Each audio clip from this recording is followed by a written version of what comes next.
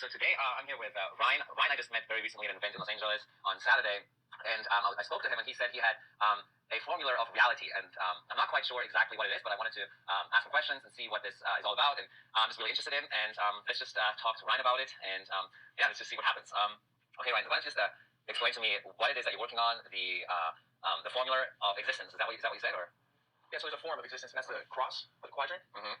And reality expresses itself dominantly around this quadrant, I call it quadrant pattern. So it's a cross, right? Okay, and you're saying reality forms itself around this cross. So yeah, the cross is dominant in existence, and just basically the pattern is it's kind of a 3+1 pattern. That's one way to describe it. But one way that I like to one analogy that kind of gives you a good idea of this would be the 4 elements, where we have, according to Aristotle, there are 4 elements. Air is hot and wet. Hot things rise, wet things fill the container. That's always the first square. The first square is non-material. So you said air is hot and wet. It's hot and wet. So hot things rise, according to Aristotle, and wet things fill the container. So hot things, and then what? Yes, okay, I understand that. So air is non-material. We're kind of in an ethereal state. The first square, that's kind of the nature of the first square. This is what we're living right now. That's the first square. The second square is water. Water, okay. And now we're kind of getting material, but we're not material yet. We're not physical yet. But we're in that intermediate stage. Now, water, according to Aristotle, is wet and cold. And what is Aristotle like? So Aristotle was a famous Greek philosopher, right? Ancient Greek philosopher. He came after Socrates. Yeah. And I think that he kind of was a little bit antagonistic of Plato because Plato saw things as coming from older forms, but he was more scientific oriented. Oh, okay. He wanted to actually look at things empirically. So your studies come from him. Is that what? No. This is just one example of a question example. I'll give you an idea of the pattern. All right. So we were at water. So water is cold and wet.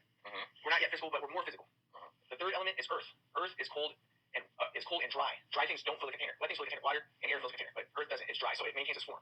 But it's cold, so it doesn't rise. Remember, hot things rise. Right. Now we're in the physical. The third square has a more physical quality to it. The third square also kind of has a negative quality to it. It seems bad. What is the third square? It's a physical matter-oriented square. Okay. So that's earth. Okay, earth, then water, and then air. Now the fourth square is fire. Fourth is always transcendent. It doesn't fit with other ones. So even when Aristotle was describing these 4 elements, he was saying that the first 3 are like one. They're very similar. They fit with each other: earth, or air, water, and earth. He's saying fire, it's almost like it's separate. It doesn't fit with them.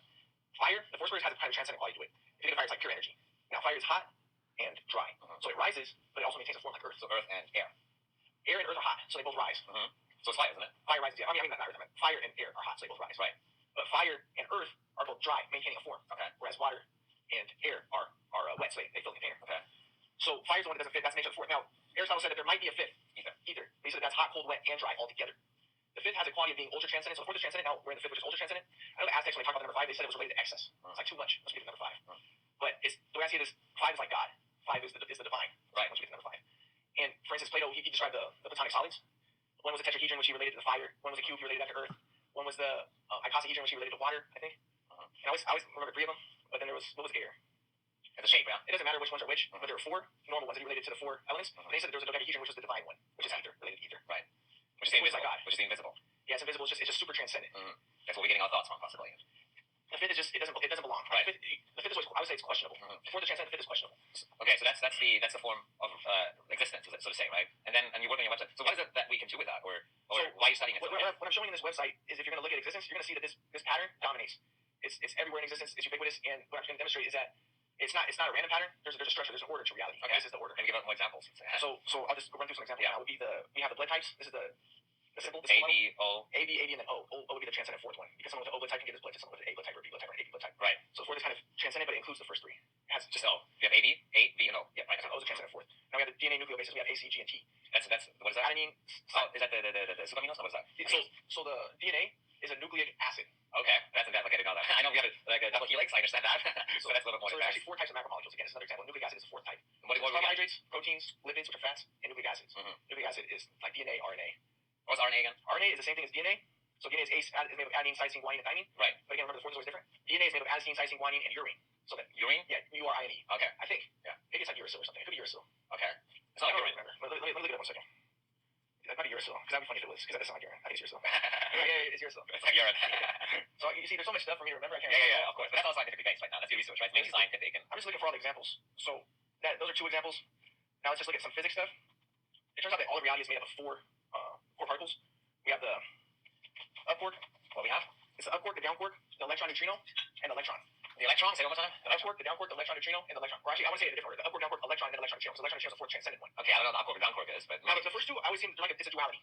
The first 2 are very similar, and you're going to see a lot in like the names of them. So for instance, we have 4 mechanoreceptors, and the first 2 they sound similar. And this one's the same thing, up quark, down quark. They have the same type of name, right? Yeah. That's the air and the water. The first 2 is a duality. Now, then we have the third one, which is the physical one, the doer. The third, remember I said when I was relating them, it's the earth one, and it's always related to action, more physical oriented. That's electron. That's the one that's doing all the action. I guess right, electrons are moving around in the probability field. So protons are made of up quarks and down quarks. Oh, I see. So if you break up a proton and a neutron, you're going to get up quarks and down quarks. So that's why there's only 4 particles. Oh, wow. Okay. And so it's so good to do this because, like, whatever I know now, it's good to look back and then revisit that information. You know. You think so? Yeah. I'm not an expert at this, at all this. I could be wrong about some things, but from my research, I'm not going to say like I'm not a PhD in physics or anything. But this is what I've studied, and this is what I know about it. So up quark, down quark. Then we have the electron, and then the electron neutrino is a transcendent fourth one. And what's interesting from what I studied is that electron neutrino can become an electron or an up quark or down quark. Again, it's that fourth that kind of is separate, but it contains the first 3. It has aspects of the first 3. It can even become the first 3. That's that transcendent fourth. That's which one? That's the electron neutrino. The electron neutrino. Okay. What's also fascinating is originally they thought there were only 3. They didn't even know that electron neutrino existed. Okay. It was up quarks, down quarks, electrons. Then later they discover, okay, wait, there's this fourth one. They discover these neutrinos later. They say, oh yeah, there's this other aspect that we didn't know about. That's usually that's a lot of times what happens. So I'll just give another example of that phenomenon. Would be originally biologists thought that there were only 3 kingdoms of life. They thought it was the plants, animals, and fungi. Okay, what's the fourth one? Then later they humans. They said protists were the fourth one. What about humans? Humans are animals. They put humans in the animal category. Okay, and then the fourth one was what? Protists. What's that? What's fascinating about this is again we're seeing that separate but contains them. So of course, this is what they say. This is what the biologists say. They say there's animal-like protists, plant-like protists, and fungi-like protists. I guess they're just unicellular. They still have It's a cell. no. They still have cell walls. Okay. But I think they're just unicellular. So they're just made up of. I'm not sure exactly what they are to be honest, but they're very simple. What is it though? Is it Like slime molds, I think are protists. They would say slime molds. slime molds? Okay. Yeah, just an example of protists. So those are 4 kingdoms. Again, my point was originally there were 3. Yeah. The animals, well, I would say the plants would be the first word because the first is always it's like the air one. It's less physical. Yeah, that's plants. And it's not action oriented. Then we have fungi, which is I see them as kind of like water oriented. They're getting a little bit more physical, I guess, and they also have a homeostatic property, and that's a lot of times related to the second square, a homeostasis property quality to it. Then we have the third, which is the animals, which are the doers. The third's always related to action. If you think about So animals, the doers, actions, always what's physical. The first one's plants, which is that's the first square. So plants are more ethereal. Like I look at Ethereal. more intelligent. The first one has a quality of being intelligent. yeah. Okay. If you think about plants, that's what you think about, right? Super intelligent. Yeah. They have no intelligence. Like ayahuasca, marijuana, you know, they have an Think intelligence. of them as like very peaceful and nice. Like plants are just, Well, they can be deadly too. they can be deadly too. There's some really, powerful ones out there. But they can also give the same mushrooms. They can give you hallucinogenic Insights, yeah. experience. But these are just the dominant qualities I'm looking at. So I would put plants in the first square, fungi in the second square, animals in the third square, and then protists is the transcendent fourth. Protists are because there's animal-like protists, plant-like protists, and fungi-like protists. Wow. And it's the one that they discovered later, kind of like the neutrino. So they discovered that one later. Okay. Let me find. So another example, another very simple example would be the fact that there's 3 spatial dimensions. Give us an example. That's length, or there's a dot, a line, the width. Or I guess it's length, width, height, and then time. So so the first 3 are spatial, and the fourth dimension is time. So we're going to go to the transcendent aspect of the fourth. I think this is an interesting one. Have you 4-dimensional, right? Yeah. Four-dimensional. And then people say, okay, what about the 5th dimension? Well, Yeah, and the 6 and the 7 and the 8 and the 10. But from what I was looking at, this is an article that I was looking at on Wikipedia on space-time and by Max Tegmark. We are 5-dimensional beings. So that's also transcendent dimension. But Max Tegmark was saying that he has this diagram that shows, for instance, if you had a universe with 3 spatial dimensions and 2 time dimensions, you would have an unpredictable ultra-hyperbolic universe. That's what we do. Yeah. That's what he claims. So I think he's saying that it's not. So then he's saying that the three spatial dimensions and 1 time dimension is a stable universe. You're saying 4 spatial dimensions and 1 time dimension would bring an unstable universe. And he goes through all this if you look at the Right. diagram. Does it seem like we're in a stable or an unstable universe? I think that kind of answers the question. I see what you're saying. You know what I mean? If you just think about it, we want it stable or unstable. What does it feel like? Yeah, to be honest, I don't really know exactly what he's talking about. Yeah. So yeah, all that's pretty complex. So the basis is a 3+1 pattern. Right. So with this pattern, why are you studying it so in depth? Like, why are you so fascinated by it and just don't let go of it? It's like, okay, cool. Here's an interesting pattern. I've been seeing that it's there's 3 in existence, and I discovered and then a lot of people later have discovered a 4th one, right? So you're saying that's the part of existence, but I mean, why? My question is, why are you so fascinated? Why are you so fascinated by it? And possibly also, why are you dedicating so much time onto that?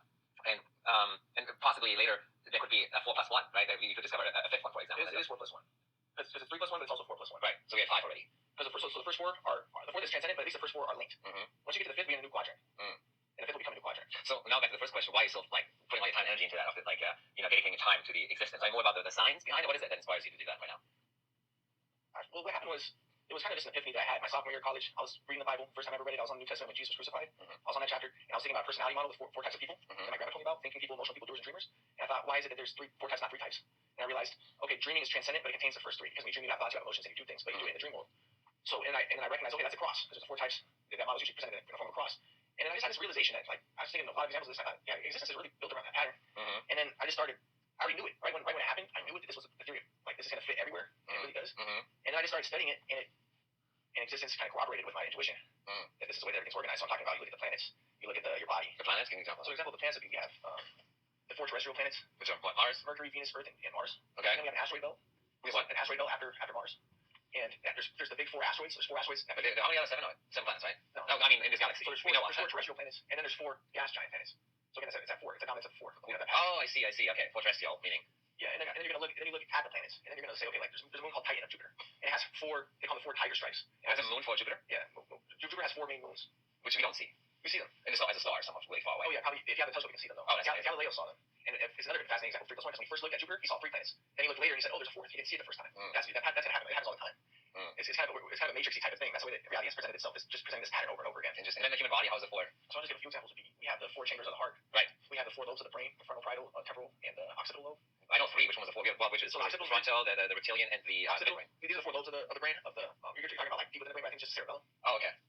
Is that? Yeah. Okay. So there's 4 lobes of that. And occipitals for vision, temporals for hearing, and again, it's homeostasis oriented, so it's the second square. The parietal is more for action, for movement and stuff. So that's the 3rd. Then we have the frontal, which is the transcendent part, which has this. What about our senses? There's more than that, right? So actually, the thing about senses, there's like 9 senses. A lot of people there's 5. No, there's way more. That's what I'm asking. Yeah. But if you study the senses within themselves, what are the 9 senses? Just go through it. I think there's seeing, hearing, vision. Seeing isn't that the same? Seeing and vision. So another example of this actually was the fascinating one. Is Aristotle said there are 4 senses. He said there are 4 senses because he combined. He said that taste and touch are 1 sense, and he related the 4 senses to the 4 elements. So he said that seeing is related to water, I think, and he said no, yeah. I think hearing is maybe. Hearing. I forget. He related them. He said they related to the 4 elements. Mm-hmm. And but yeah, so then there's taste, touch, and then there's I guess there's a sense of heat. There's a sense of balance. There's a sense of pain. And there's other senses, apparently. I guess it goes all the way up to people say there's 11 senses. Interesting. Okay. That's super interesting. So, and what is it that what is that angle? Do you have one or no? you just keep building a website around it right now? So the angle is ultimately that existence we're living in the quadrant reality. I call it, this is the quadrant reality that we're in right now. What do you mean by that? Like everything's 4? No. Not everything, but it's dominant. It's expressing itself more than anything else. Right. I mean, science is getting into it now. Deep spiritual teachers saying that it's a hologram. What is it? A hologram simulation. That's what we're living in right now. It's possible, but the way that I see it is, it's more. It's more complex than that. It's actually more mystical than that. It's more transcendent than that. Because what I've experienced, I think it's beyond simulation. It goes beyond that. Which goes back to mushrooms. So. Yeah. Okay. Yeah. And so what's the the end goal? Like, if you come back, do you have an end goal with this or no? Are you just doing in depth right science now, research papers for the world, or what is the? Just research. So right now I'm just giving you guys all of the data. Yeah.